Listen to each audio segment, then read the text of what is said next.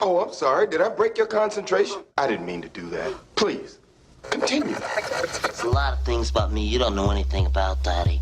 Things you wouldn't understand. Things you couldn't understand. You don't want to get mixed up with a guy like me. I'm a loner, Daddy. A rebel. And the Holy Spirit spoke to me. The gift of faith came on me. He said, kick her in the face with your biker boot. What you talking about, Bruce? You're a cheat and a swindler. That's what you are. Now, let me talk to the young people here. You are prey, P-R-E-Y, for these churches. Brand new believers, pray for these churches. P-R-E-Y. It's sexy. It's cool. Calvinism, man. Because I got God in a box. I call that bold talk for a one-eyed fat man. The gospel's not something we live. It is an announcement of what God has done in Christ through the cross by grace to give eternal hope to those who have faith in Him. Please, continue.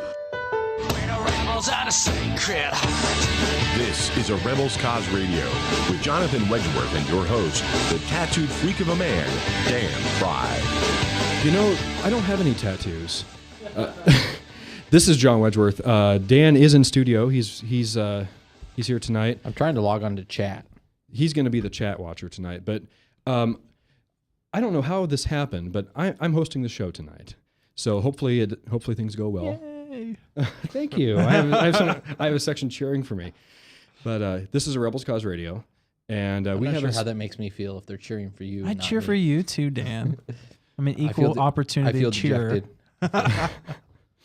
We have a special guest with us tonight. We have the pastor of my church, Eddie Jensen. Hello. Well said. Don't kill us with words. Not yet. Just softly with my song. Yeah. Yes. Yeah. Well, no, he was singing earlier. He was singing the catechism. Oh, yeah. Care to regale us with a little ditty? What? Well, what was the question? You asked the question, and then I'll respond in song. It's question number 5, which is, are there more gods than one?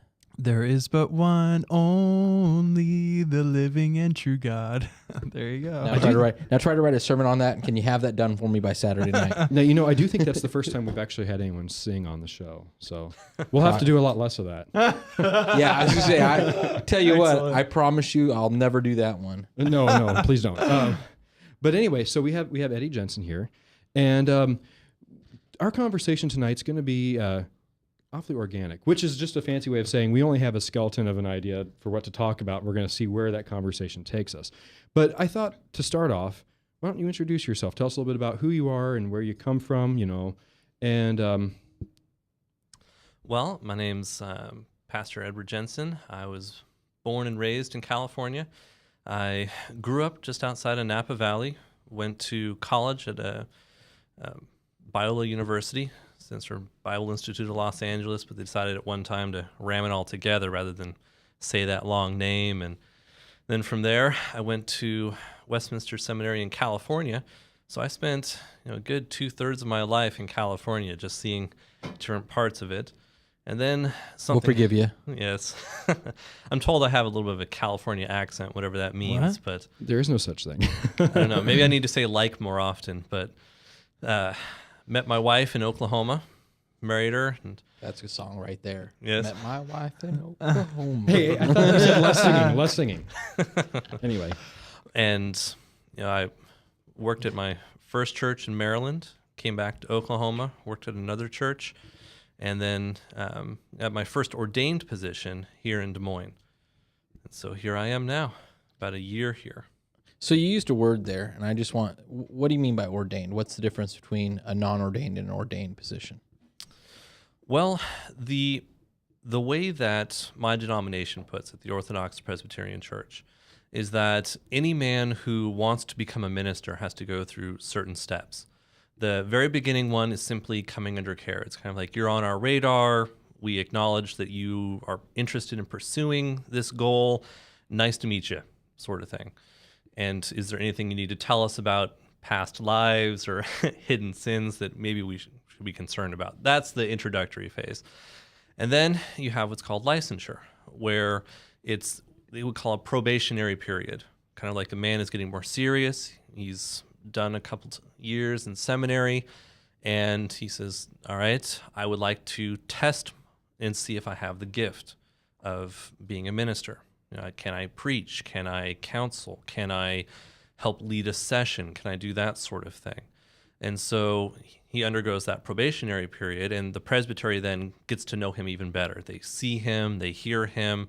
He has to undergo several exams as well, especially regarding theology, so that you don't just let anybody get up in the pulpit and say whatever they want. You want to make sure it's going to be orthodox. And then if he passes that, then what's required is what we call kind of the external call, that it has to be more than just you feeling like you're supposed to be a pastor, but there needs to be a church that says, yeah, we agree. And not just that, you're our pastor. And so that's when you get a call, and when that presbytery approves you, which is the local governing body, when they approve you and the church approves the call, then they ordain you to that position, and you are then considered a pastor. Now, I wanted to ask a clarifying question. The external call, the way I've understood that term, isn't specifically in the context of we're calling you to be our pastor, installing you in this church, but the external call is the testimony, or you have people around you saying, hey, you should be a pastor. You should be a pastor. Why don't you go be a pastor? Hey, why don't you preach? Or whatever. I mean, we wouldn't do that in the OPC, but just that kind of external encouragement, pushing someone towards the pastorate. Dan has talked before about the internal and the external call. Is that an appropriate term for what I'm describing, or is it kind of one of those narrowly and broadly things? That's part of it. Okay. That it's larger than just... It's informal and formal, yeah. I think would be a good distinction. Mm-hmm. There's a formal external call, which would be a church calling you to some sort of leadership, and an informal, which is, your neighbor says, man, you should be a preacher. And those things are important as you go to like seminary, as you begin to look at this. So before you come under care, you should have some of that happening. You should have people saying, hey, this is something I see for you. And going under care is actually an evidence of an external call, because at least in the PCA, my denomination, that is other men who have asked questions of you and had some time spent with you saying, we agree, you should look into this. So that's part of your external call.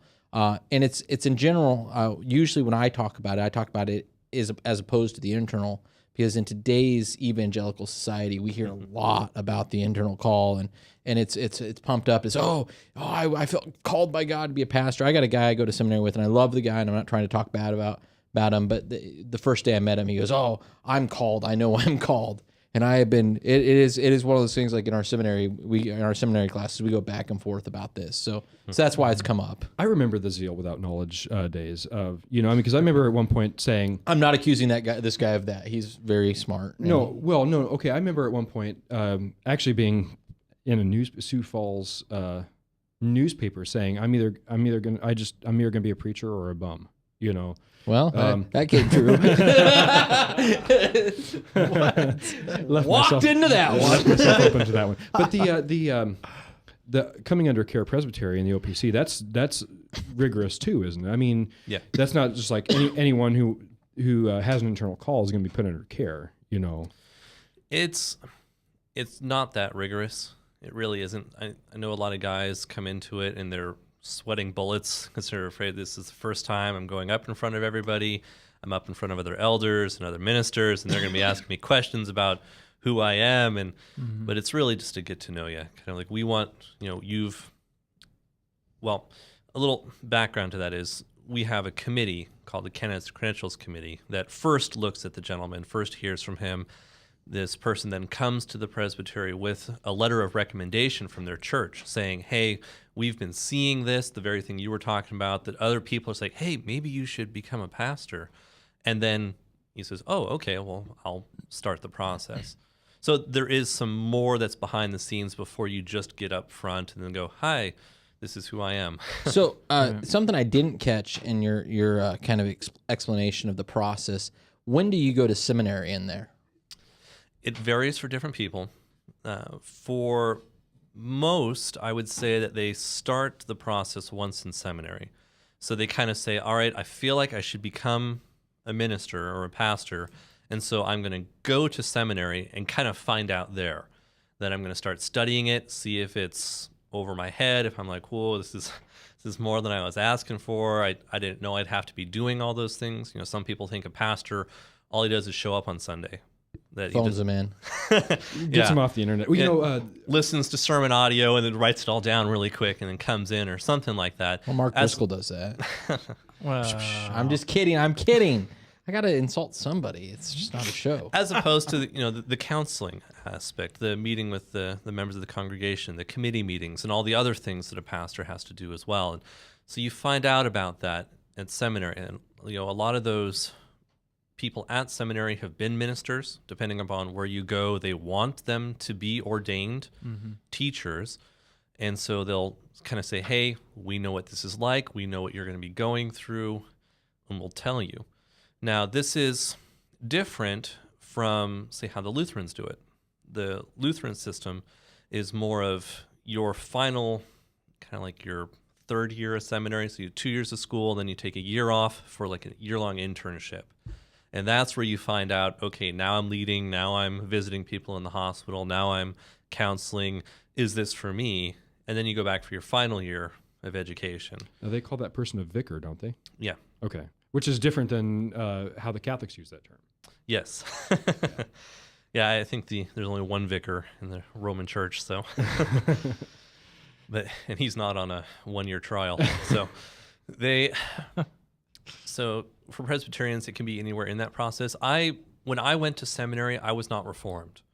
I was trying to discover what it meant to be Reformed. When I was at Biola, I'd say it's a 3-point Calvinist school, but it's very dispensational. And they're always talking about these Reformed people. Oh, there's these people that teach this thing, but you don't need to read them. There's these people that think that, but you don't need to hear that. And so I'm hearing this going, okay, maybe it's my sinful nature, but I'm going, all right, what are they talking about? What are these guys teaching that you don't want me to hear and don't want me to read? And so that's when I pursued it, because I knew I was a Calvinist, but I didn't know what Reformed meant, that it was more than just 5 points, but it's a whole view of Scripture. It's covenantal. Yeah. Yes, it's much bigger than the 5 points, but it's no smaller than the 5 points.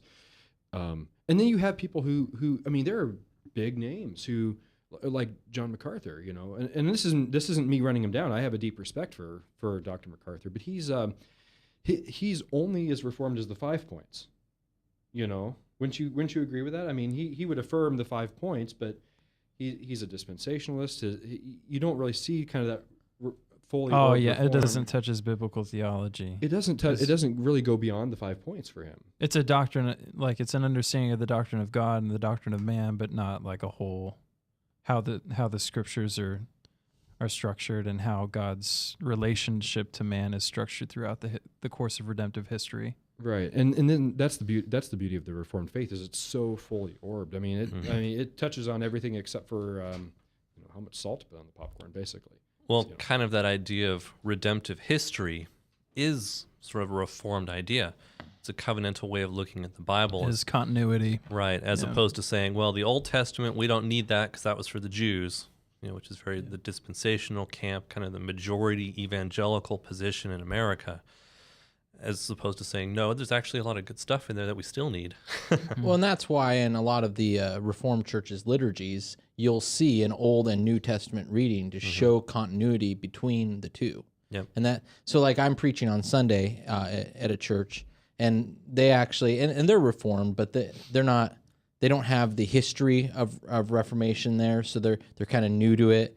And it struck them as kind of odd that I would almost insist on that. And it was like, I got to find a New Testament that works with this and gets what I'm trying to say. And so I found something where Jesus was going back to Deuteronomy, so I could tie them together. And but it was one of those things, and I kind of had to explain myself there. And to those that are outside the tradition, that continuity doesn't necessarily make as much sense as it does to us. So perfect. Well, we are coming up on our first break. Thank you for staying with us. This is Rebels Cause Radio. We'll be back.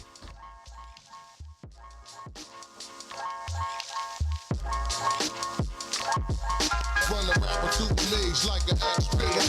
Run the rapper to the leagues like an experiment. Run the rapper to the leagues. Run the rapper. This is Dan Fry, host of A Rebel's Cause Radio, and I'm here to ask you a question. Are you tired of being marketed a second-rate product at a first-rate price? Or perhaps more importantly, do you want to wear something that shows who you are, which is a Christian, but doesn't look silly or even worse, just theologically incorrect? I want to introduce you to Wrath and Grace Clothing. They're a company that wants to provide you with clothes that you actually like, prices you can afford, and most importantly, they offer a sound, biblical message that represents who you are as a Christian. From the message presented in the graphics to the fit and finish, they have made their company on first-rate designs and high-quality fabrics and inks, and offered at a price you can afford. Wrath and Grace Clothing. Their mission is to proclaim the wrath and the grace of a sovereign God, one shirt at a time. Go to wrathandgrace.com to check out all their designs. That's wrathandgrace.com. Whether you're 10, 25, 50, 80 years old and beyond, everyone needs to live within their means. I'm Tom Coates with Consumer Credit of America. For almost a quarter of a century, we've helped people of all ages learn to manage their personal finances to benefit them far into the future. When problems arise, we've got the experience you need to make those debt problems go away. Got financial problems? Call Consumer Credit of America. All across America, there are countless numbers of people struggling with addiction and other life-controlling issues. Probably someone you know and love. There is a way out. There is hope. Transformations Treatment Center in Delray Beach, Florida, has a unique approach to substance abuse treatment. Call now and ask about our Guaranteed Success program or log on to transformationstreatment.com. Transformations. Change your life. Change your relationships. Transform your world. Hey, psst. Let me let you in on a little secret. You ready? Always try to do business with people, not places. Especially if you seek honest Christian business people. And when it comes to my car, I really need to trust who's working on it. Now, my family is so blessed. A few years ago, we found a family-owned automobile repair shop that operates as a Christian business also. Open, honest, reliable, trustworthy. It's AMCO on Hickman Road in front of Kmart. And it's a family-owned Christian operating business. This family treats your car as if it was their car. Everything from oil changes to transmission repair and everything in between. So the next time you feel the need to be at peace with your choice of who you can trust with your car, give AMCO on Hickman a chance to serve you. And tell them that. We know that there are a lot of great radio shows that you can be a fan of, but there is only one that's certified organic, free range, and cage-free. Just like that hippie chicken you ate for dinner. This is a Rebel's Cause Radio.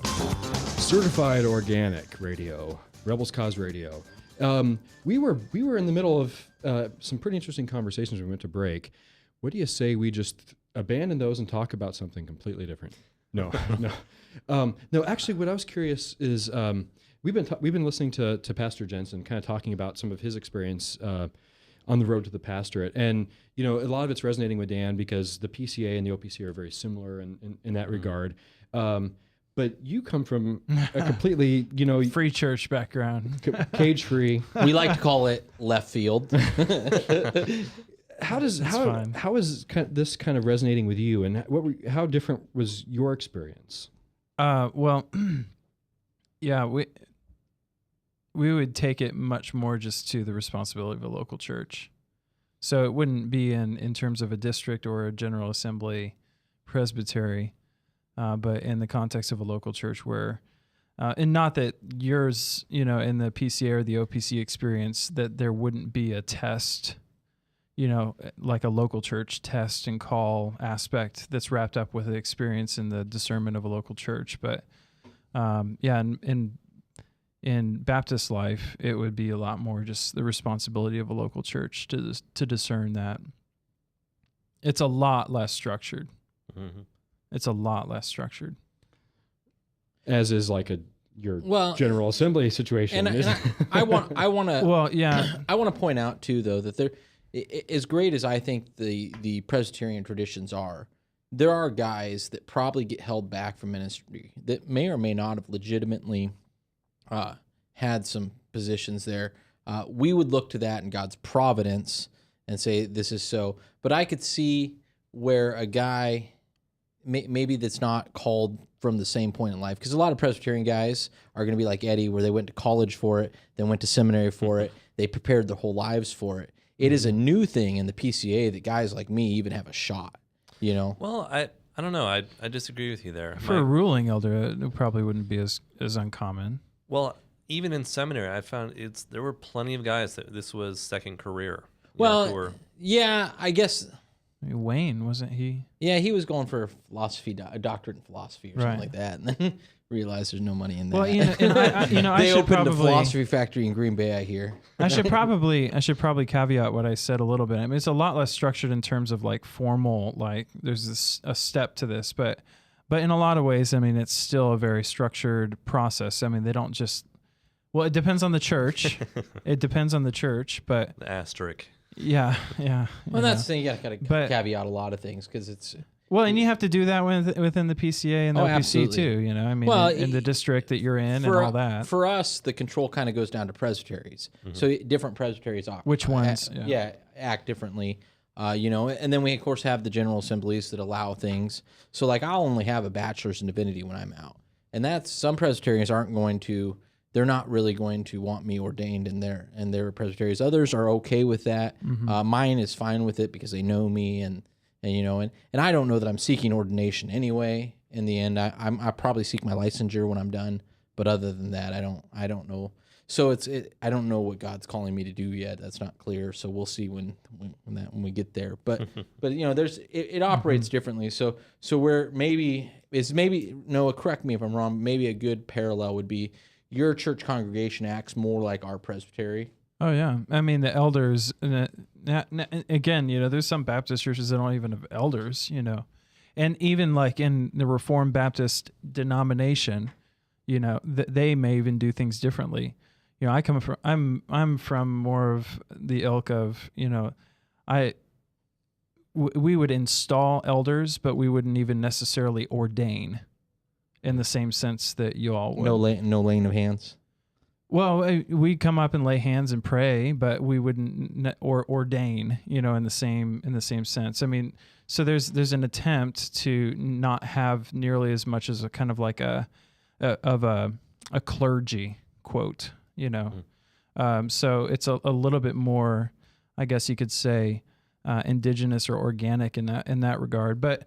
You know, the churches that I've been a part of in my most recent experience, I mean, ordination or, you know, becoming an elder, you know, installed as an elder, you're tested in obviously in your teaching. You don't have to go to seminary for it. You know, I know a number of guys that didn't go to seminary and they're elders. They're not necessarily like the senior minister of a church, but they're staff elders. They bear the load of teaching in some regards in the church. And well, that's not entirely. I mean, in the OPC, you guys don't require your elders to be seminarian trained, do you? No.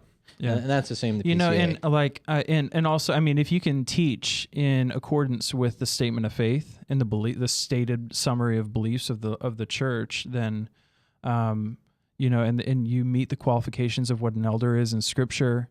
You know, I remember one time I was being examined at a church to become an elder, and I didn't actually stay at the church long enough to actually become an elder at the church there. But you know, they had an elders meeting. It was late at night, you know, and everybody that was just observing the meeting were told to go out. And we went into what they called executive session, and they just went around the room one by one, and all the elders just, you know, asked me various examining questions about my life. You know, it can be theology. They were all encouraged to meet with me prior to that meeting to ask me all kinds of questions, get to know me, you know, besetting sins that I struggle with, how do I disciple my family, all those kinds of things. And I mean, it's a really humbling experience. It was really good. But a lot of Baptist churches, I don't know if they would do that exactly the same way. And, you know, again, not all of them even have a plurality of elders. See, there is that difference between Presbyterians and Baptists, is because that I brought our little black book here. Oh no, the BOC. Yeah, the BOCO, the BCO, a lot of different nicknames for that thing. But BCO, sorry, I said BOC, whatever. But it describes, from the denominational standpoint, what tests need to be administered, and every presbytery needs to do those. Now, what questions they ask in those categories, and if they want to ask more than that, right, can vary from presbytery to presbytery. But it says no, you need to examine in the area of theology, in the area of preaching, apologetics, of church history. Now that's apologetics. That's a difference between the PCA and the OPC. But that's we just apologize. You should. So it's a little bit more top down, but I mean that's the nature of the rule by elders versus the Congregationalist church style. Yeah, we're Congregationalists. Yeah. Yeah, and there's some really interesting differences that come from that. I mean, naturally. But we would totally affirm, the internal, external call aspect of it. I mean, Edmund Clowney's, called to the ministry. Yeah, that is phenomenal. I think the Great first little half of that book should be required reading for almost every Christian. I mean, it was so encouraging. It was so good. Anyway, sorry. They handed that out at my seminary. Yeah. Yeah, we had to read that. And I definitely like that. I will say that his internal call, I thought, was a little too overdone. That would be, and that's the difference, I think, between traditions and between understandings and stuff like that. I put almost no value on internal calls. I just and maybe I go too far. I mean that's a. Well, you have to aspire to the task. You want to read somebody that goes too far? Read Richard Baxter on the Reformed Pastor. That'll work you over. Kind of like, oh wait, what are you doing? A radio show? You ought to be out Jerry evangelizing. Bridges. It's like, Jerry Bridges too. I mean, he's incredibly, not exhaustive, but I mean, you read through that and you're like, there's no way I could be a pastor. Yeah, he's a bummer. He's definitely a bummer. You read Bridges. That's a beautiful book. You go, this isn't me. Nothing he says. It is like the last two sentences of that book that give you any glimmer of hope. It's horrible. Who, Bridges and the Christian ministry. Yeah, sounds like good law gospel preaching. Well, it's so Bridges has a teaching thing that goes alongside that book, and if you listen to that, like literally, you go through the whole book, you'll be bummed out, and it's like literally the last class he teaches on it or whatever. That there's Charles Bridges. Yeah, well, he's dead. It's the book though. They do a teaching thing on. Oh, it. do they? Yeah. Oh, yeah. And so the last one in that book, it's like it's just there's like one little bit that you're like, oh, there's a little glimmer of hope. Yeah, you're like, oh, there it is. Whew. It's bum. The first class I took in seminary was called the ministry, and we read Clowney, we did Bridges. Yeah. I'm trying to think who else we did. I think we did Joel Beakey. Joel Beakey's another big bummer. I'll just put that out there. Lot to learn from the guy, but he's one of those guys you're just like, whoa. First of all, he's just holier than you. But this could be a conversation for another segment. But like, is anybody qualified to be a pastor? Well, we have we have two more segments left here. Okay, hold that thought. We're going to shelve that one. But we only have a couple minutes left before the next break. But one question, I guess one question I'll put to the table is, there are some traditions who are very narrow in terms of who they will allow in the pulpit, and then there are traditions that are a little more the more PCA open. that allowed me. Well, the open look. Okay, I'm OPC, and I don't harbor any delusions that OPC stands for Only Perfect Church. Okay, I know I'm not trying to put OPC on a pedestal, but one of the things I deeply appreciate about the OPC is how to be a member in the congregation, they set the bar pretty low. But to be someone who is an elder or a deacon or a pastor, they set the bar really high. And I really like that. I like that because, we have fallen humanity. We have sinful people. We're not going to be able to catch all the bad things that would come in. But it is it's not perfectly safe, but there's so many layers of protection that go into that, and it's. Well, gee, I wonder where that came from. With Jay Greshamation. Our history. Yeah. Yeah, I mean. Well, yeah, look where he came from. I know. Liberalism. Mm-hmm. Well, New Princeton, I guess. Yeah. This is a Rebels Cause Radio. We encourage you to go to church, to read your Bible, to love Jesus, to forsake the world, and to catch us on the flip side. From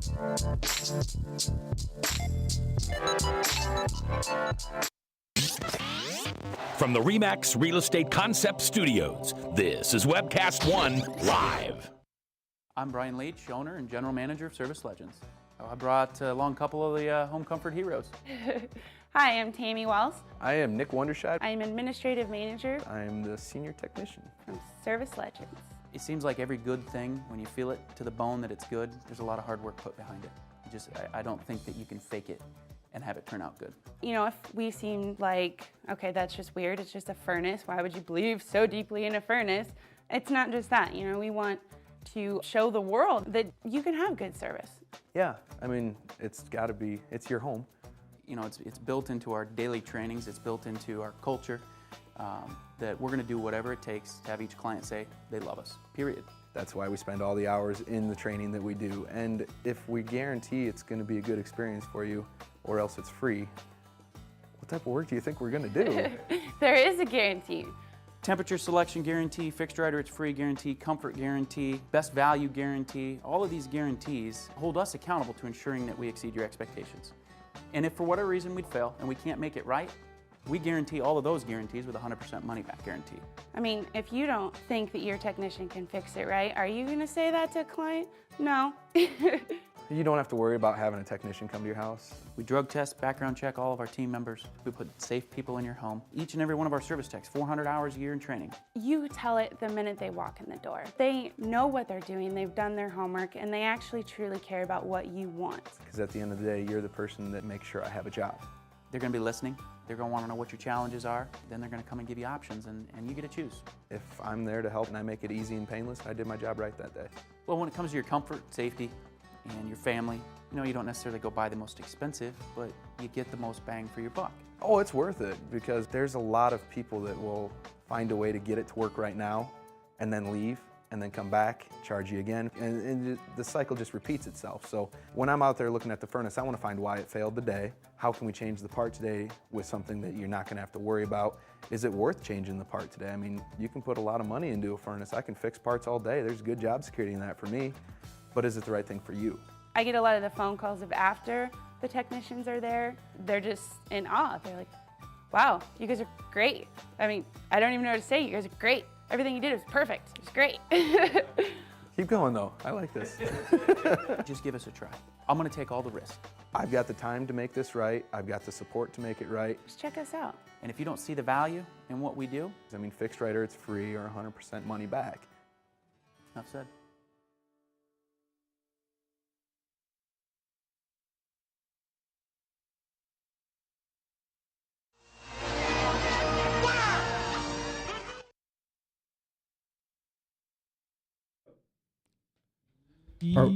Well, we just had some technical difficulties. This is a Rebels. Wasn't my fault. It wasn't your fault? Nope. Who else is in the box? I don't know. It's the computer. It's what they call in the insurance industry an act of God. HAL 9000. This is a Rebels Cause Radio, and I am joined by Noah, Dan, who's usually sitting in this chair, and I'm sitting in that one. I don't know how that happened, actually. And then Pastor Eddie Jensen from Grace Reformed Presbyterian Church, which is my church. So a little love to the church there. And we've been talking kind of a just general conversation about, you know, the road to the pastorate. What's it like to be a pastor? We haven't really got there, and we might not, because Noah brought up a great idea for something to talk about. Well, I forgot. No, I didn't forget. So is anybody actually qualified to be a pastor? Is anybody actually qualified? I mean, like, so yeah, we talked about this. Not in and of themselves. During the first break, right, Dan? So we were talking about reading Bridges and you know, you read Richard Baxter's Reformed Pastor, and you're like, how could I ever do this? I'm not holy enough. I'm not good enough. Like, you know, like.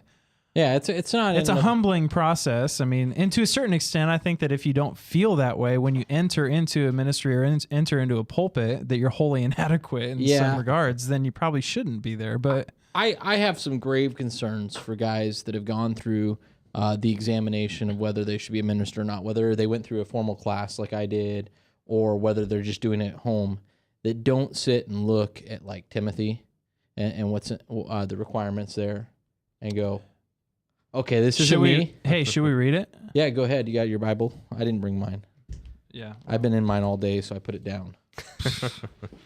I'm not sure that's a good reason, but It'll take me a second here.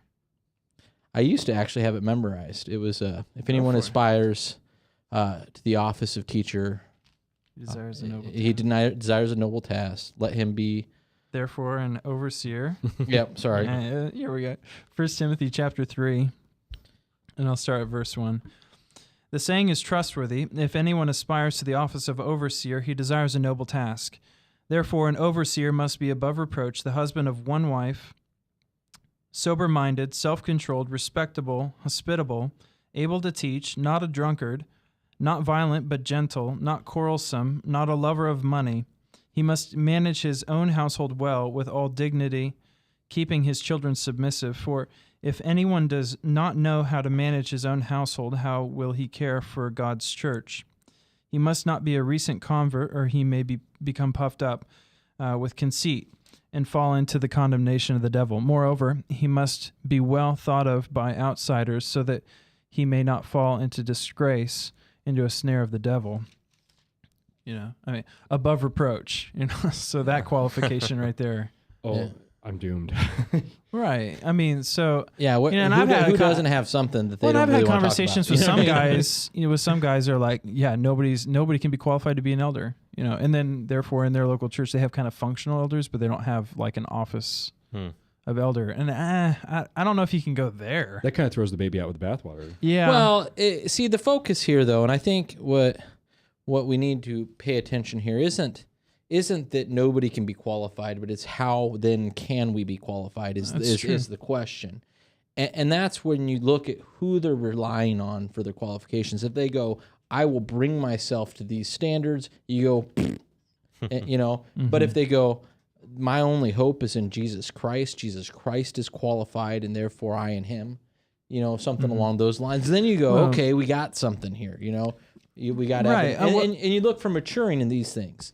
I mean, it's both though. Well, I mean, Timothy, you don't want some guy's his life is a mess, going, I believe in Jesus, and right. you know, I'm beating my kids. Well, you gotta look for maturity in these things. Like as you know, maybe that guy starts off that way, but you know you give them time.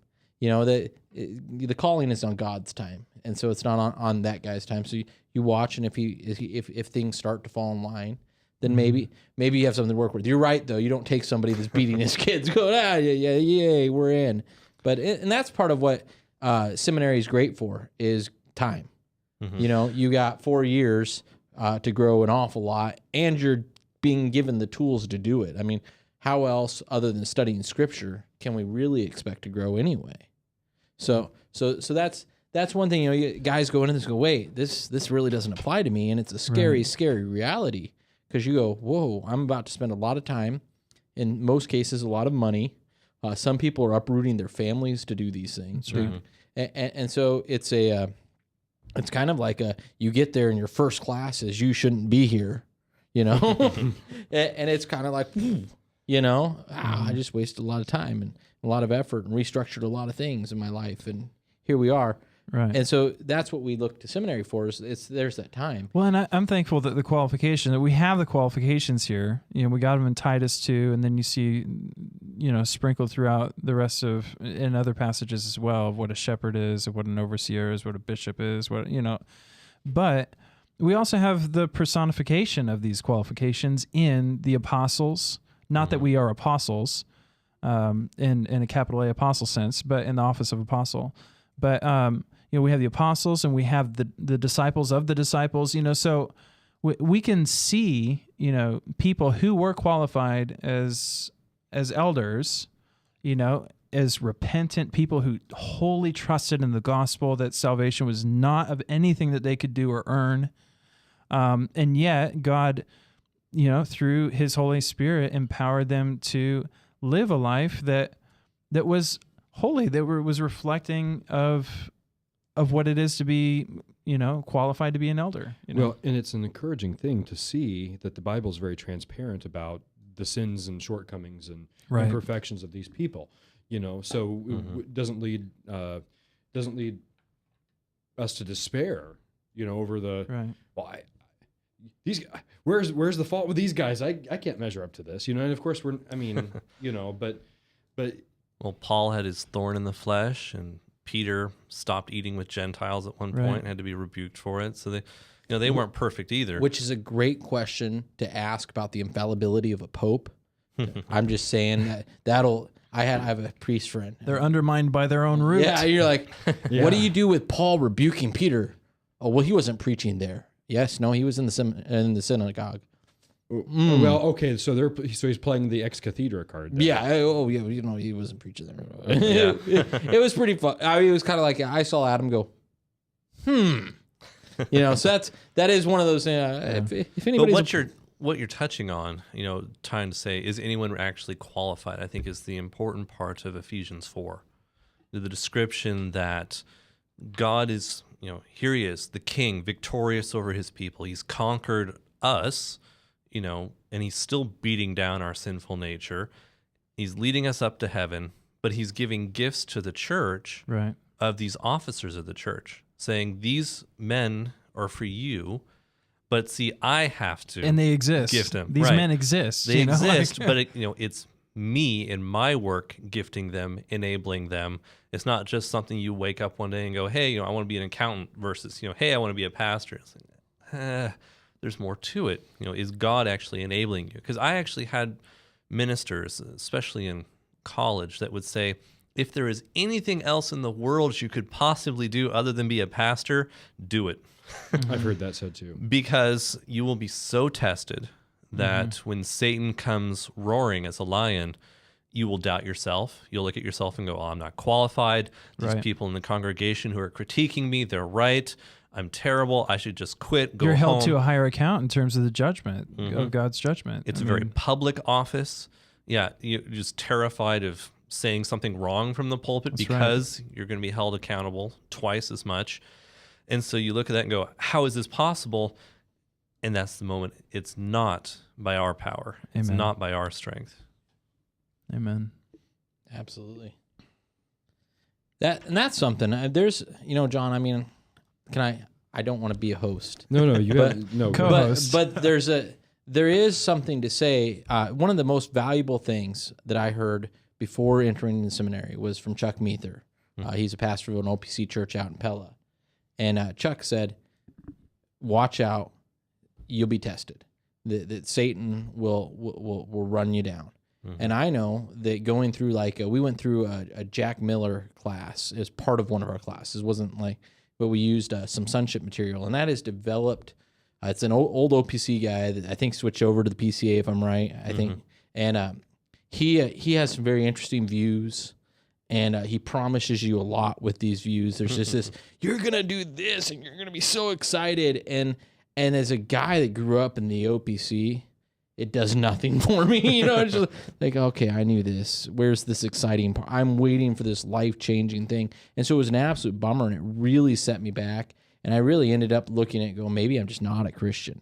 And I don't, it's not that I don't like Jack Miller's sonship stuff. I'm not saying Jack Miller's not a Christian or what they're doing is completely off base. There's some good stuff, and I can see where it would be helpful to some people. But for me, it was absolutely not. I've met other people now that they had the exact same reaction to it, but it was a dragging down. And you look at it and you go, why am I reacting like I am? And you look and go, this is being tested. Because literally you just get dragged down to the bottom. You go, I'm not sure I'm even a Christian. this guy's telling me if I'm not then, and he's proven it with the Bible. And it's not like Jack's not using the Bible. It's not. He's very convincing. He uses a little bit too much. I don't know. He's got some unction behind it that's just maybe a little unnecessary. But it's kind of an interesting thing. But that's something for me. It's very easy in seminary to get distracted, more so than normal. I'm a distractible guy anyway, but it's very easy. Even in crafting the sermon for Sunday, I find myself getting up to go get a drink more than I should, and have to go, and it's little things, and sometimes it's big things. I've had. Oh, now we're going to break. We'll keep going on. Talk about being easily distracted. Music will do it. Yep. This is Rebels Cause Radio. Thank you for sticking with us. We'll be back in a few minutes. Don't get distracted and go anywhere else. The tear gas has blown away.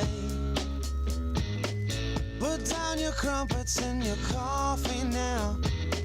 So This is Dan Fry, host of A Rebel's Cause Radio, and I'm here to ask you a question. Are you tired of being marketed a second-rate product at a first-rate price? Or perhaps more importantly, do you want to wear something that shows who you are, which is a Christian, but doesn't look silly or even worse, just theologically incorrect? I want to introduce you to Wrath and Grace Clothing. They're a company that wants to provide you with clothes that you actually like, prices you can afford, and most importantly, they offer a sound biblical message that represents who you are as a Christian. From the message presented in the graphics to the fit and finish, they have made their company on first-rate designs and high-quality fabrics and inks, and offered at a price you can afford. Wrath and Grace Clothing. Their mission is to proclaim the wrath and the grace of a sovereign God, one shirt at a time. Go to wrathandgrace.com to check out all their designs. That's wrathandgrace.com. Whether you're 10, 25, 50, 80 years old and beyond, everyone needs to live within their means. I'm Tom Coates with Consumer Credit of America. For almost a quarter of a century, we've helped people of all ages learn to manage their personal finances to benefit them far into the future. When problems arise, we've got the experience you need to make those debt problems go away. Got financial problems? Call Consumer Credit of America. Get away from us, you mean old credit card. We don't have any more money. We're in trouble now. Save us! Help! Somebody save us! Somebody help! Help! Save us!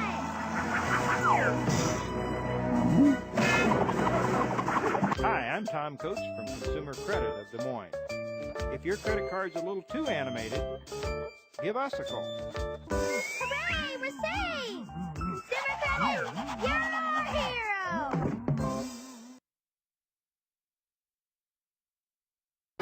Here I come to save the day. That means that Mighty Mouse is on the way.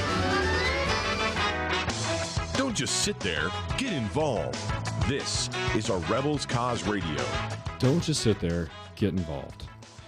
So I'm still not sure what that means. I don't. That makes no sense. So those of you listening Get in at the chat home, room. or Benji in Ireland, don't just sit there.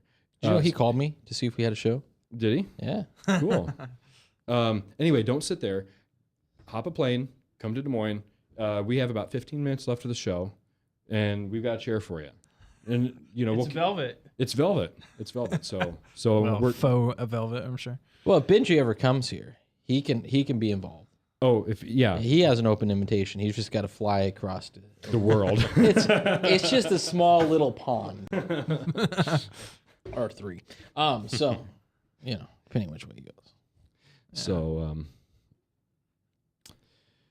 so this qualified to be a preacher thing. Did we not put that to rest? Did you feel I felt like we got good consensus on it. Yeah. I was gonna, going into the break, I was gonna say, I've had conversations with other Baptists before about this, not very much with Presbyterian brothers, but one of the first things that you'll hear, one of the first questions that you'll hear somebody ask when they're talking about pursuing the pastorate, pursuing to be an elder, want to be a minister of the gospel, is describe your call.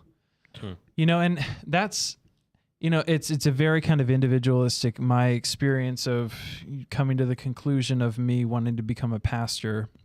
And I've always been a little bit uncomfortable with it just because, I can say, well, I've been called to this and drum up this whole kind of, and reiterate this huge history of my experience and feelings about this. But then if a church has just never called me, you know what I mean? If a church hasn't ever called me to either function in this role or do that, to pastor or to preach or anything like that before in the past, like I don't know if I can say I'm called to do it. Well, and that's where I would go with it. You know what I mean? I mean, that's exactly where I would go with it.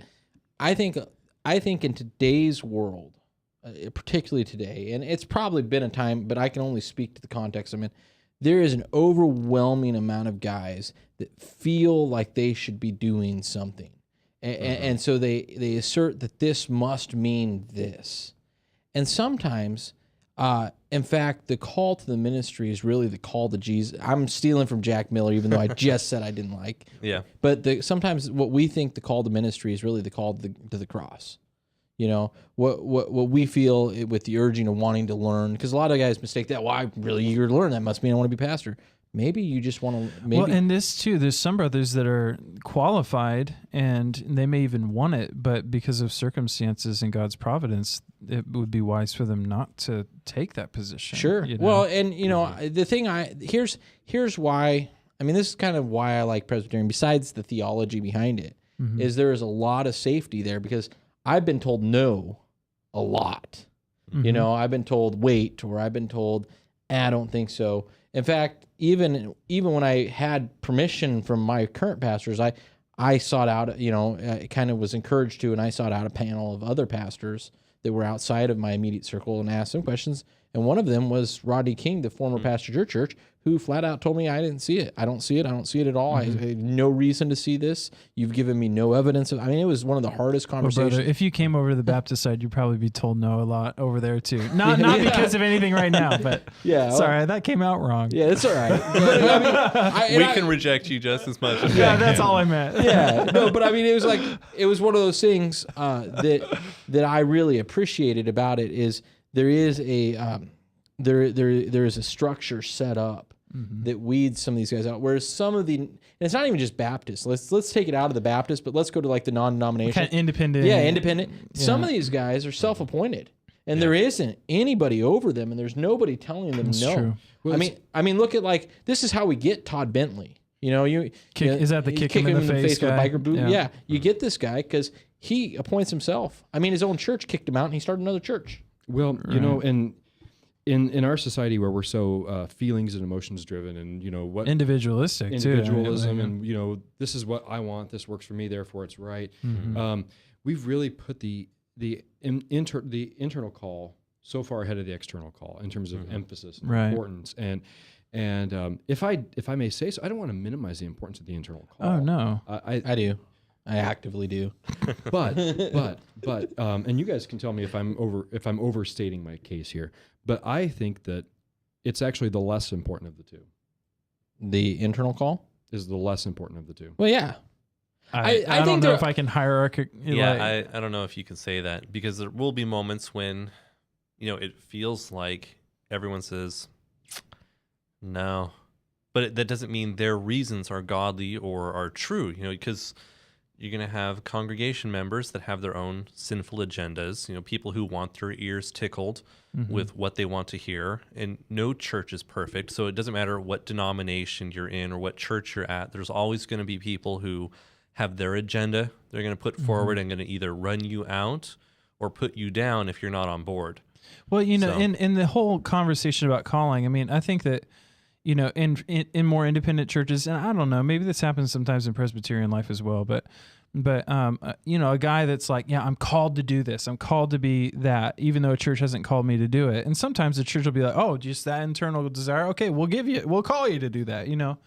But you know, it's the thing that's a little bit difficult about that is that, I mean, does an accountant, you know, somebody that just graduated from high school and they want to pursue accounting, I feel like I'm called to be an accountant, you know, in Principal Financial Group or Nationwide Insurance or whatever, you know, those are just institutions in Des Moines, but around the world. But and they get hired by DART to drive buses. There was no external call. Yeah, I mean, there's not the external call is completely absent. I mean, like you have to know something about what you're pursuing in I mean, and that's just a worldly example, and ministry is totally different. Let me clarify. But there's some things that are similar. I guess maybe I should clarify.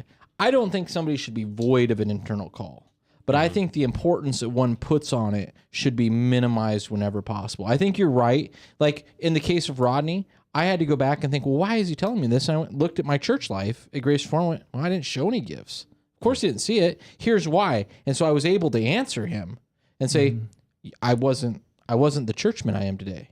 I've taken the last 3 years and I've applied myself differently at church, and this has been, you know, it's different now, you know, and so you have that. I guess my problem with the internal call isn't that I don't think people should have one.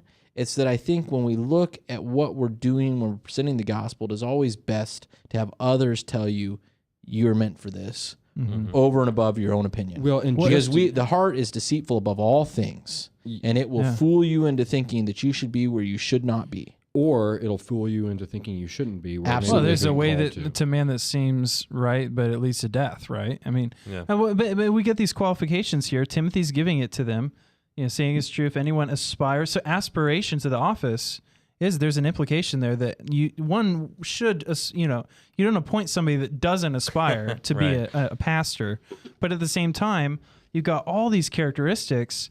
And for somebody to think that they can totally discern that they either meet or don't meet these on their own, you're deceived, friend. I mean, you cannot discern that on your own, Yeah, no, I agree.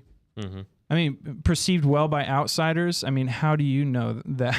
Like, hey, in my experience, everybody likes me, but then they all go and talk with each other in your neighborhood about what a jerk you are.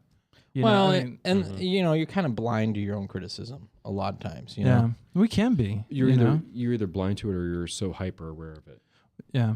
Well, yeah, that's true. I mean, you can be overly self-critical as well. And that's really the flip side of it is your internal call could be the opposite. You could be like, I'm absolutely not. And the whole world is shouting, do it. And you've talked yourself out of it because you got this importance that you need this. Mm-hmm. What I'm saying isn't, I'm probably overreacting. We tend to do this, as we come one ditch into the other. Yeah, exactly. Yeah. I'm probably overreacting, but you have those guys that are called that deny their calling to some extent because their internal call isn't where they think it should be, and it's like, like my dad.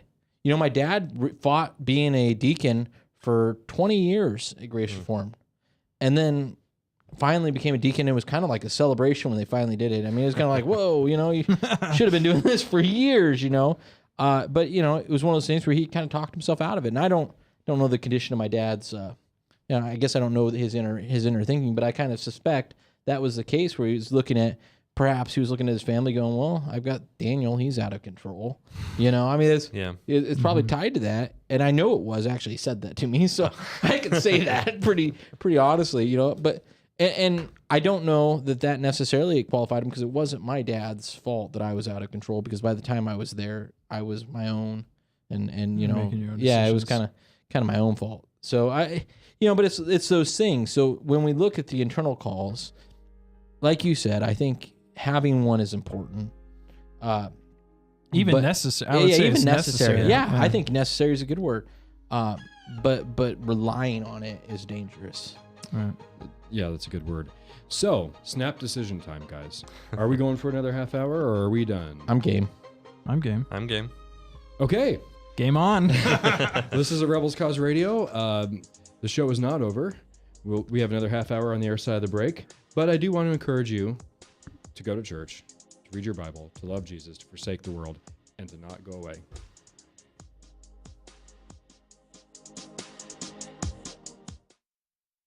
Host of a Rebels Cause Radio, and I'm here to ask you a question. Are you tired of being marketed a second-rate product at a first-rate price? Or perhaps more importantly, do you want to wear something that shows who you are, which is a Christian, but doesn't look silly or even worse, just theologically incorrect? I want to introduce you to Wrath and Grace Clothing. They're a company that wants to provide you with clothes that you actually like, prices you can afford, and most importantly, they offer a sound biblical message that represents who you are as a Christian. From the message presented in the graphics to the fit and finish, they have made their company on first-rate designs and high-quality fabrics and inks, and offered at a price you can afford.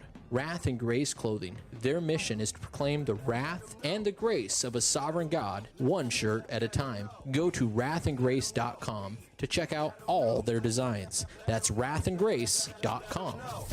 Get away from us, you mean old credit card. We don't have any more money. We're in trouble now. Save us! Help! Somebody save us! Somebody help! Help! Save us!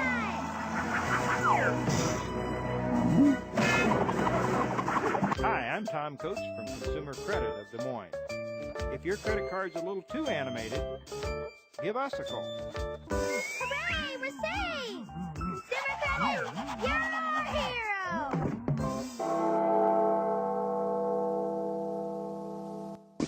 us our doozies right at all those non-tithing members because we want God to come to church. And at the count of 3 Jesuses, we shoot them all dead. Say what? Welcome, welcome, welcome to the world, dog. Say what again? Say what again?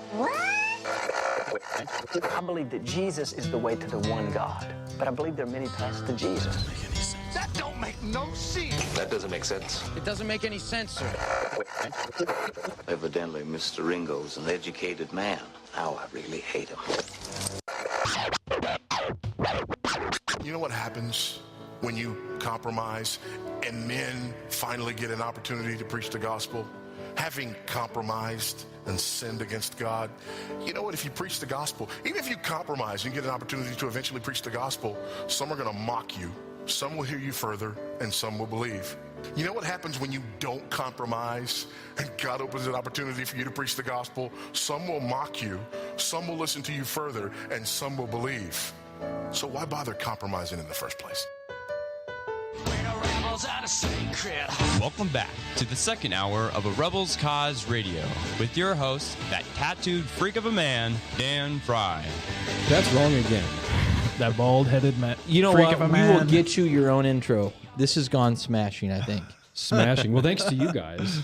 I enjoy not having all the pressure, to be honest. It's been nice. I haven't had a lot of pressure. You guys have been carrying the conversation for the most part. Yeah, but you've got to, the thing is, we'll go wherever, and you've got to bring us back.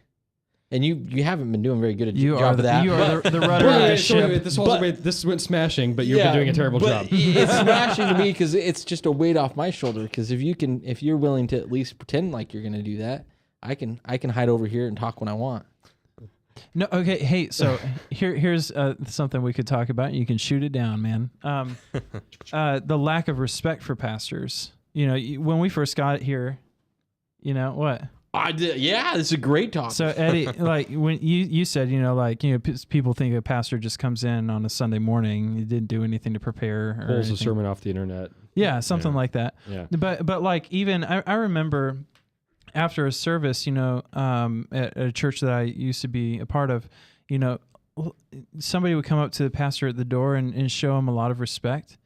And a lot of honor, and really cared about the counsel that he gave them. And he was just talking about how that's just something that's really not present in a lot of circles in our culture anymore, toward authority in general. Well, we've particularly towards pastors. That was like one of those moments. So when we were first gearing up for seminary, and Wayne was having our initial meetings of the seminary classes and stuff like that.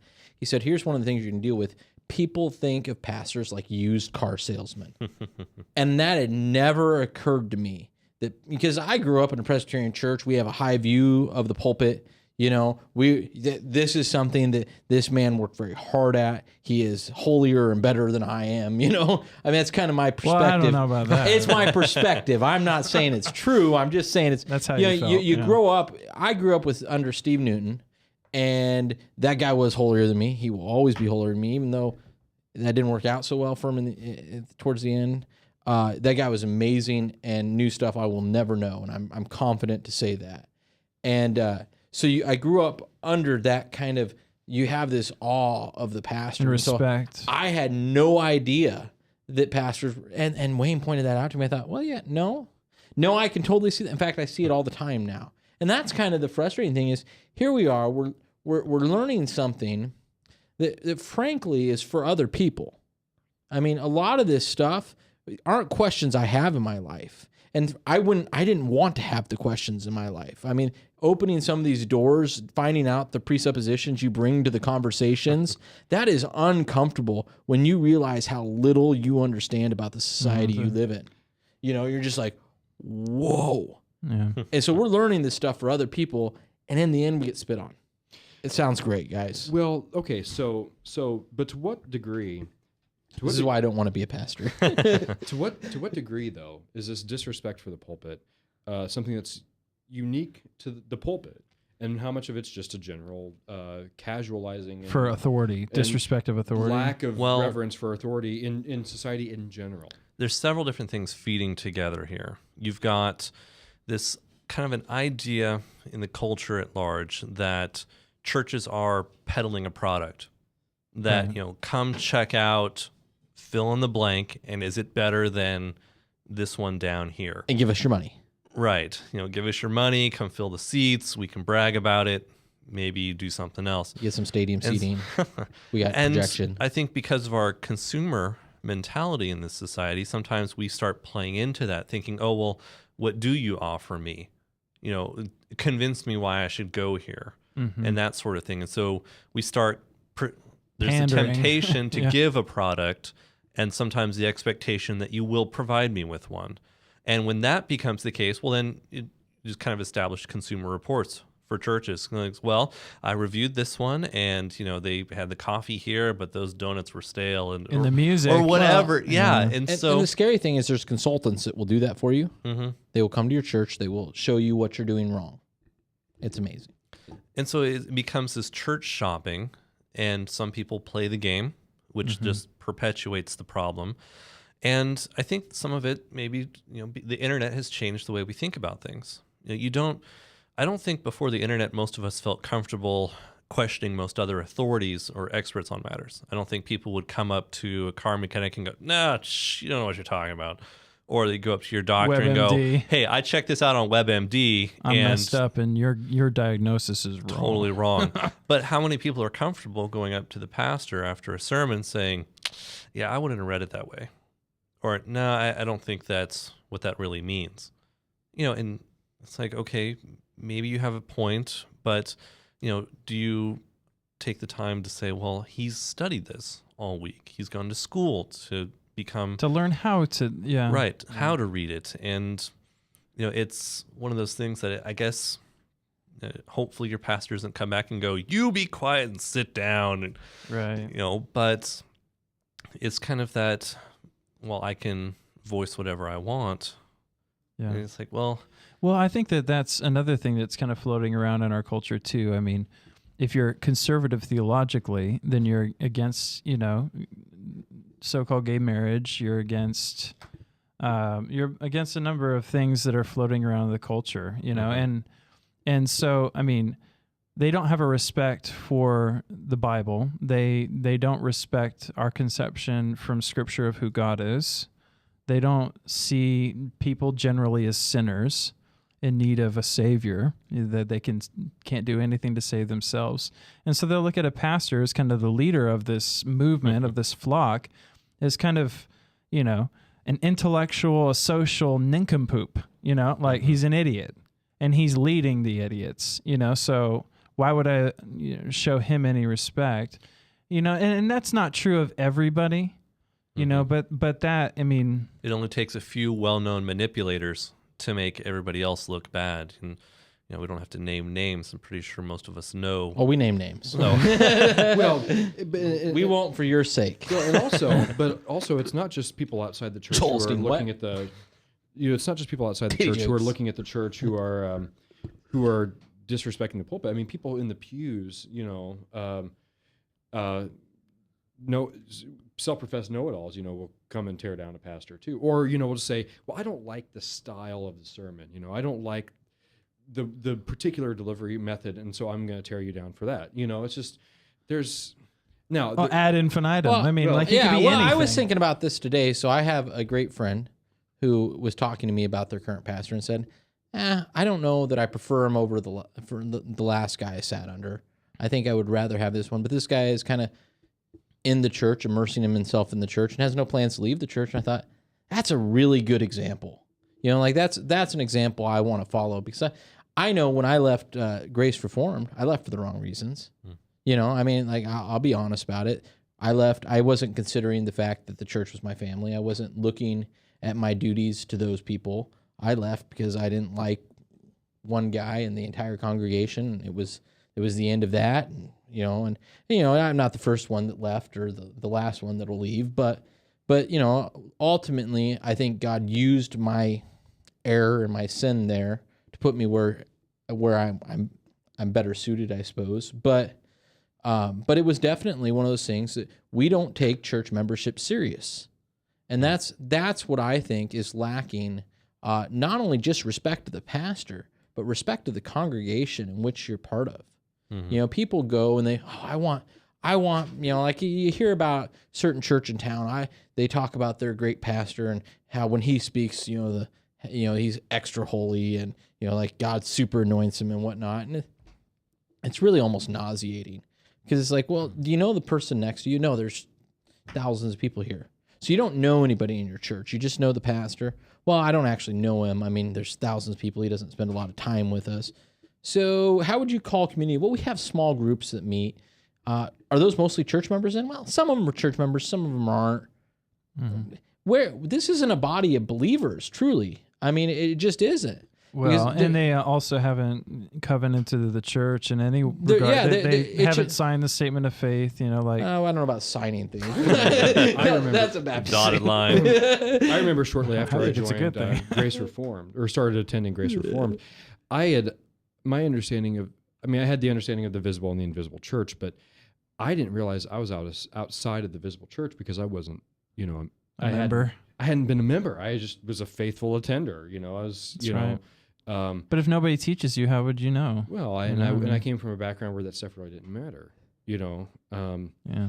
So it was a startling discovery, and of course we moved as fast as we could to rectify it. But yeah, no, I agree with all the things that you guys have said. It's just the institution of the church hasn't been respected. The membership hasn't been respected. You know, the guy who will run down the pastor, you know, over something or even nothing, you know. Mm-hmm. Now, and there's a difference from that and say like constructive criticism. Well, constructive criticism or even questions like, now you said this is about this. I've always understood it this way. What am I supposed to do? Think? Help, wrestle through this with me. You know, I mean, that's entirely different than just saying, well, this guy doesn't know what he's talking about. Well, and here's the saddest thing, though. This isn't coming from the outside. These criticisms aren't coming from unbelievers. Well, they're coming from there too. but that's not what's affecting them. You know, that's not what's affecting the church. It's not what's affecting the way the churches are running. This is something to think about. I mean, we've had in our association here in the Baptist Convention of Iowa, we've had 2 pastors commit suicide this year. You know? Oh, we just had that. There was just a pastor that committed suicide out east. You know, I mean, it's a hard. And some, you know, there's a million reasons why, you know, but and let's be clear, some of that's their own sin. Oh yeah, I mean, it's not. I mean, nobody else did that. Yeah, it's not. I don't want to overdo it, you know, and be like, oh, and show no compassion. A lot of compassion. Right. A very sad moment, and a very confusing moment. You know, because you have this congregation mourning over this guy that they followed, who then does this, and is very public. But I think Spurgeon's line of developing a blind eye and a deaf ear, you know, in terms. But there was the church when we were in DC. We Letters had to My Students. Is we a great had book. service. We had service review at 9 p.m. every Sunday night, where we go over every single aspect of the morning service and the evening service, and we went around the room and everybody critiqued the sermon. Everybody critiqued everything, encouragements too, you know. But I mean, there's a place for criticism.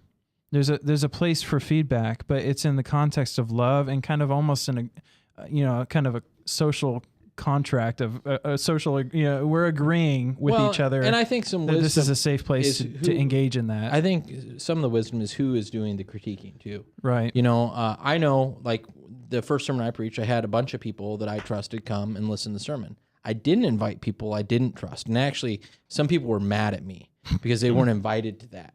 And it was like, how do you tell the guy, look, I don't. Now they know. Yeah, well, he'll figure it out. But, you know, I mean, how do you tell him? Look, the reason you weren't invited to that is because, honestly, I don't trust you enough with your critique. I wanted it to be honest, which it was.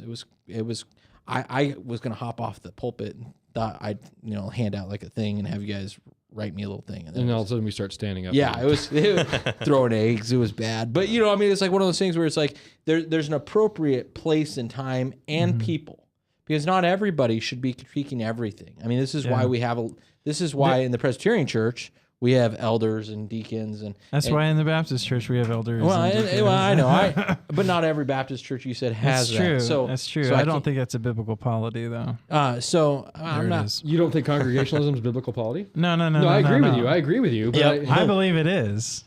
Oh. But that's a conversation for another day. I'm We don't saying have people to- that don't have elders and deacons is an unbiblical polity. There you go. Ah, gotcha. No, and as far as the suicide thing, I'm not trying to hijack or redirect. No. That was a good point to bring up. I mean, what about the congregants? Strike the shepherd, the sheep will scatter. Well, what happens when the shepherd strikes himself? What about the sheep then? He's an under shepherd, but I know. But it does cause doubt. Obviously, yeah. I mean, like this guy's preached the gospel to me. Like how do you respond? How do you respond to that? And that's hard.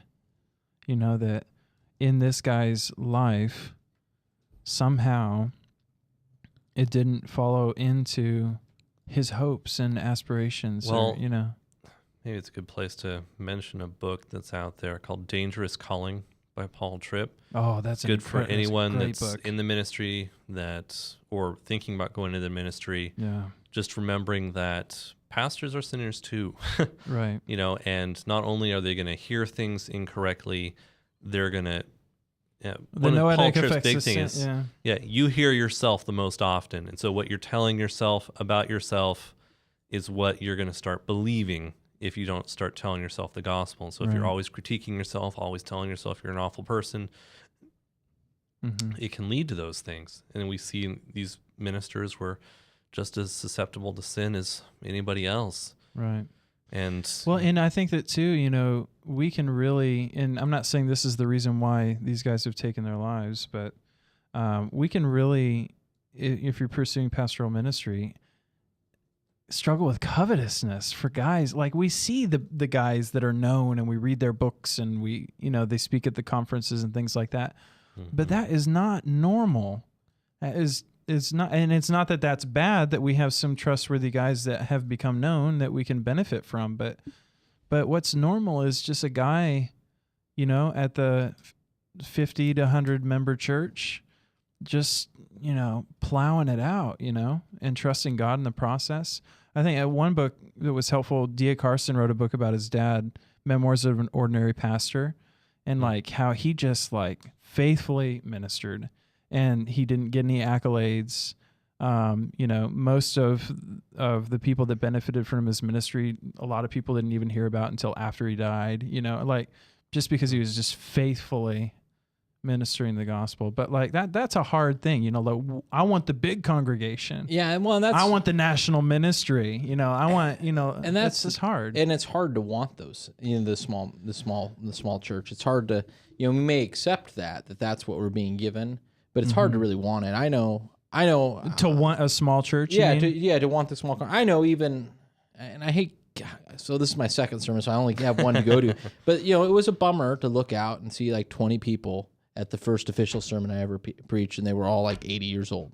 I wanted to preach at the mega church, and that's not what God provided. And your for flesh me. is like, you're just kind of like on you. And thankfully that day I didn't feel that way. But later as I'm looking back, it's like, oh man, I know I had all these wants and before I got there, and thankfully God spared me from letting that translate into my sermon.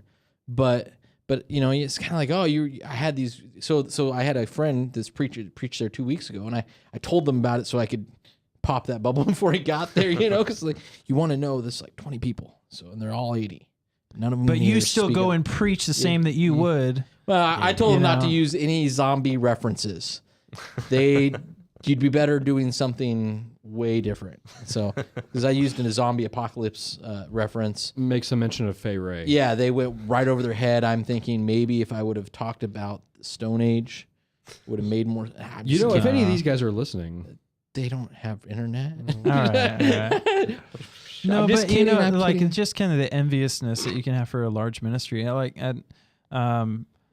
We have to give an account for the way that we steward these people. So like, if you want lots and lots of people, like you can have them, and I'd love to be pastoring a huge church, but because, when more people come, there's more effort that people can expend to be spreading the gospel. You can disciple more people to go out for the sake of the gospel in domestic ministry, and then also international missions. There's also a laziness to it too, because when you have that many people under you, you don't have the opportunity to get to know them so well and get into the thick of their lives and get entrenched with that.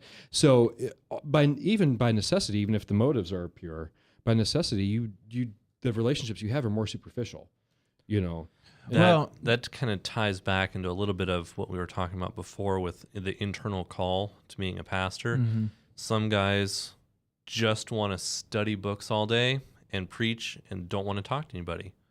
Others, I love hanging out with people, but I guess I'll do some administrative stuff too. And others, I want to rule, this church, and I want power, and sure, I'll do whatever I need. Is that, why do you want to be a minister?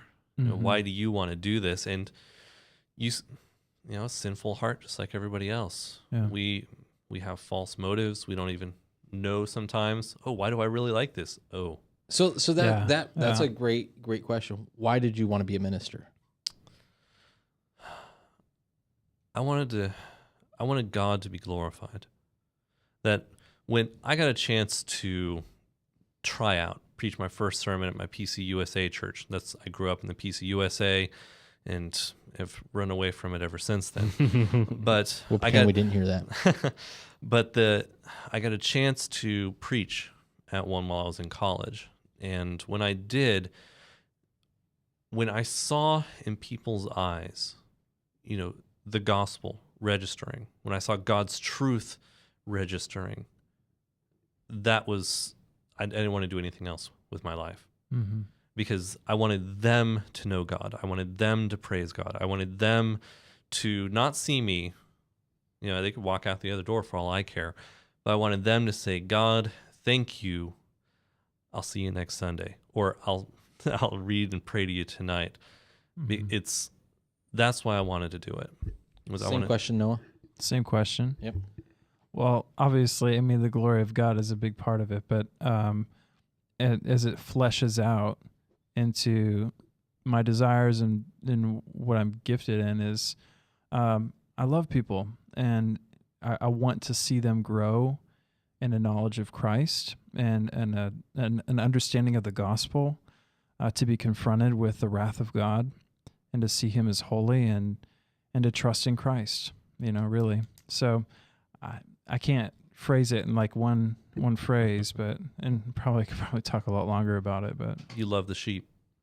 Yeah, and I want to see them grow in Jesus, and I want to see God's fame spread beyond this small locality, But infiltrate this small locality, you know what I mean? Yeah.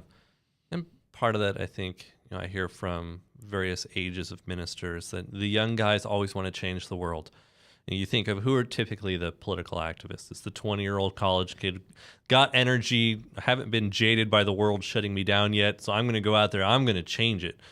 Same thing in the ministry. I think you get a lot of young guys. But that cultural colloquial, like the cultural phrase that everyone wants to change the world, but nobody wants to help mama wash the dishes. I haven't heard that one, actually. Yeah, man. It was pretty good. But the thing that makes the world go around, typically an older minister, or at least even older men in the faith, just want to finish well.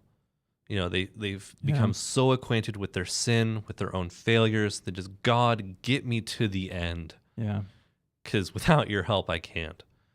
And it's, I think, kind of the ministry, faithfully ministering over 20, 30, 40 years in any location, does that. You're going to have ups, you're going to have downs, you're going to have splits, you're going to have growth. And it's like, God, get me through. I remember Mark Dever would, after an elderly saint or somebody that he was pretty confident was a Christian would die, he'd be like, another one safe at home, just kind of that like perseverance, like God preserve your people and strengthen us for perseverance. Yeah, that's a good word. No, what about those of us, and I'm not in the ministry, but what about those of us who are just so aware of their sinful attachment to the world that they want to be free from that attachment? It's just like, I can't wait till the day God hasten the day that these worldly attachments aren't a thing anymore. My faith may be sight. Yeah, will be sight. Mm-hmm. Yeah, faith will be sight. It's like I don't want to be so attached to these things. You know what I mean? But they're there. They're ever present. They're ever there, and they're always compelling. And I'm not talking about gross sin. I'm talking about just the general, the things that are beautiful in this world. What is it? Jerry Bridges' respectable sins. You know what I mean? Oh, making an idol of the things that are a manifestation of God's glory. Through the like marriage. Like you've never been married. There's sex. Or somebody that would be like, I don't want to die until Okay. I've been married or whatever. Well, or you are married, and by the grace of God, you don't look at pornography, but you still look at women with lust on a daily basis. Oh. You know what I mean? That kind of thing. Or but if they get married, they'll know what Paul's talking about when he says it's better not to marry. If you want to be involved in ministry, no, Jody has. Well, your interests are divided. That's yeah. Definitely for Jody sure. Jody has said, hey, you don't want me to be a constant dripping. You don't want to sleep on the corner of the roof. As I've been going through this process and with the radio show and seminary and stuff like that, that made sense to me for the first time in my life. Where it's like I have responsibilities at home, and even as I've been on this sabbatical from seminary for the last class, it's like I want to take care of what I've got, but I also want to get back to where I was at. I was, spiritually, I feel like I was higher over here, and so I'm kind of at a low point. I don't really like being at a low point. I have questions I need answered. I need to keep going, and so I mean, you learn things like that. I don't know. And there is the thing, like a couple of years ago, I was a lot more active than I am now, and I would always be involved in something, and a lot of it was church related or ministry related or whatever, just that kind of thing. And Jody would always say, "You're not spending any time with me. You're neglecting me for this," and that's kind of a tendency of mine too. It's just give the focus and the attention and the everything to the one who's the furthest away, and take the ones that are closest for granted. But now I'm spending a lot of time with Jody, and that's improved a lot. But I don't really feel like I have the time or the energy for other things. You know what I mean? So how do you find that balance? How do you work that out? And is it possible that family dynamic could be something that could kill a call? Yeah, it can. Definitely, yeah. It's going into it. Anyone's considering the ministry and has to know you have two families. That you've got the church, and it's going to make demands on your time, and you've got your family at home, and they're going to be making demands on your time. And you need to remember which one is first. That as much as you love the church, you didn't marry the church. You married your wife, and you have kids to take care of, and so they come first. Now, there's always that sinful danger to go one way or the other, to say, well, I'm so holy because I'm spending all my time at the church, and you hear about this minister whose, marriage falls apart, or the one that says, I focus so much on my family, the people at church are like, well, where were you? I was at the hospital, you didn't come visit. And say, you have to try to find that difficult balance between the two, and it's not easy, but I don't remember who I heard it from, but they said that if you build up a consistent love for both the congregation and for your family, they understand the exceptions. So it's like if you make it a practice to go to your kids' baseball games, they'll understand when you say, hey, I can't make it to this one. Something came up, and hopefully your church would understand, saying, hey, this is really important to my wife, to my child. I can't make this committee meeting. Can we reschedule?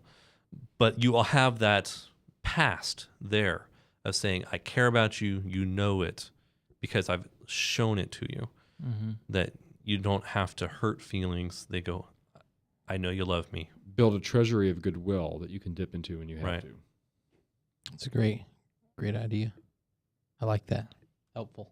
And I've heard John Piper preaching on this passage before, but it's Psalm 73, verse 25. It says, whom have I in heaven but you, and there's nothing on earth that I desire beside you. My flesh and my heart may fail, but God is the strength of my heart and my portion forever.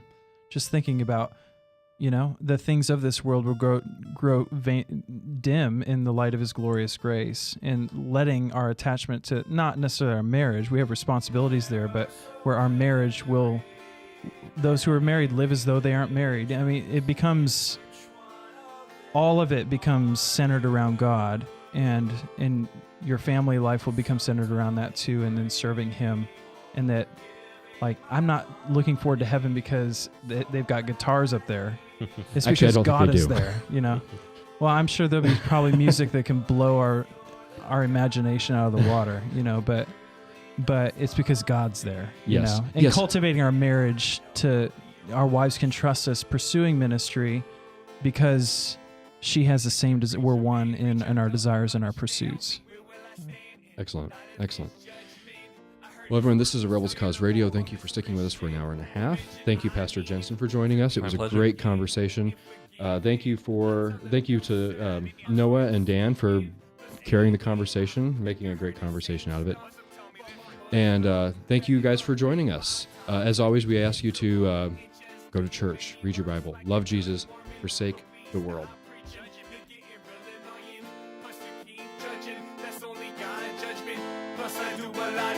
I'm a good person. I give to many churches. I never hurt no person. I